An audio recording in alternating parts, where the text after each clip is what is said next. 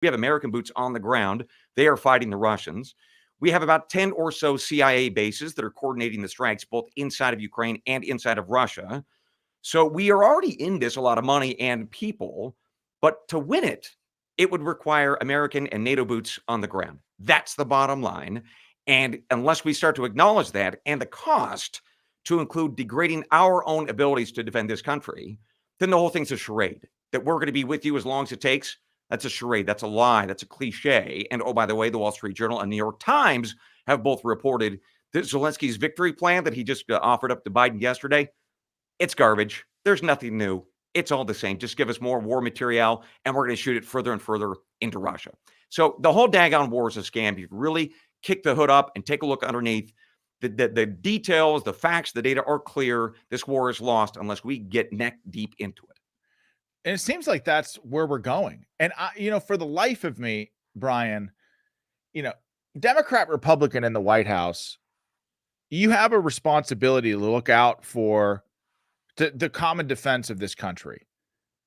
I don't understand the decision to send our munitions, our, artillery shells, missiles, javelins, surface-to-air missiles, whatever. I can't understand the justification to send that to Ukraine, knowing that we don't have enough to defend ourselves, especially with conflict rising all over the world. I don't understand how someone makes a decision like that and says, yeah, that's in the best interest of America.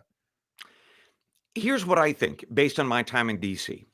You have a lot of people who sit at the State Department, Foggy Bottom, at the White House, and then their friends up in Boston, the Harvard School of whatever.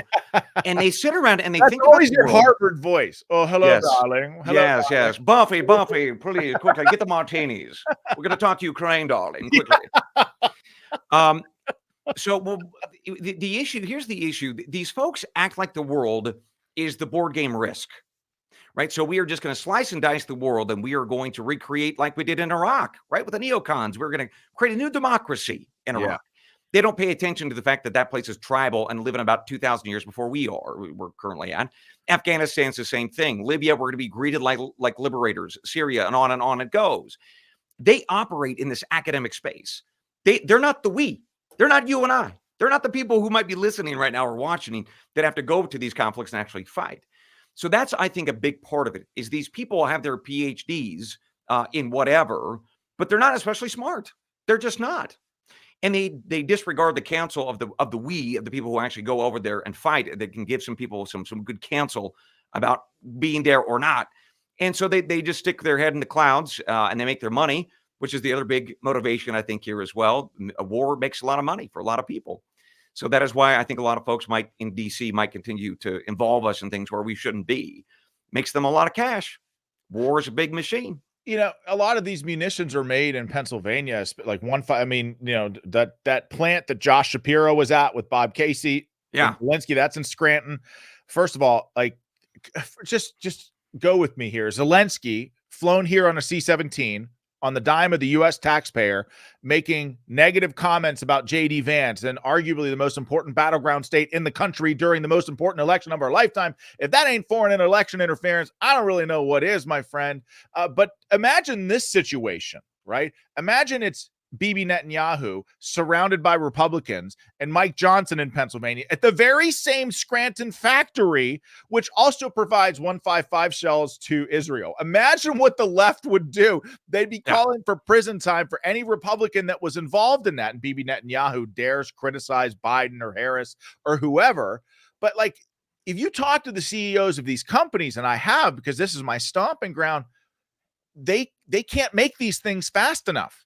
Like the average production time for, say, a Javelin missile or a 155 artillery shell.